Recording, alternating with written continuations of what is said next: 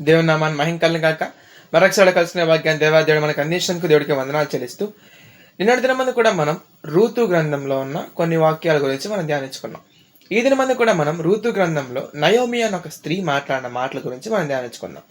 తన భర్తను, 2 కుమారులను పోగొట్టుకుని తిరిగి యెరూషలేముకు వచ్చిన సమయంలో అందరూ ఆమెను నయోమి అని పిలుస్తున్న సమయంలో ఆమె ఏమంటుంది అంటే, నన్ను నయోమి అనకండి, నన్ను మారా అనండి.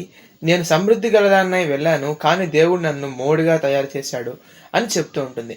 ఇక్కడ మనం గమనించాల్సిన విషయం ఒక చిన్న పాయింటే కానీ అది అనేక మంది చేస్తున్న మిస్టేక్గా ఉంటుంది.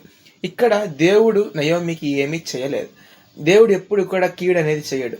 ఆ కీడు అనేది మనంతటిగా మనమే చేసుకుంటాం. ఎప్పుడైతే రూల్స్ని బ్రేక్ చేస్తామో అప్పుడు ఆటోమేటిక్గా మనకు పడాల్సిన శిక్ష మనకు పడుతుంది. అంతేకాని దేవుడు మనకు శిక్ష జరిగించాలి లేకపోతే కీడు జరిగించాలని ఏ ఒక్క దినం కూడా అనుకోడు. కానీ ఇక్కడ నయోమి చేసిన పని ఏమిటి అంటే, తను చేసిన తప్పుకి దేవుణ్ణి బ్లేమ్ చేయడం. ఇలాగ చేస్తున్న వాళ్ళు అనేక మంది మనలో కూడా ఉన్నారు. కాబట్టి మనకు తప్పిదాల వల్ల మనకు వచ్చిన శిక్షను దేవుడు మీకు తోయకుండా చేసిన తప్పుకు క్షమాపణ అడిగి నిజమైన దేవుని తెలుసుకుందాం. ఈ వాక్యం దేవుడు దీవించి ఆశీర్వదించను గాక. ఆమేన్.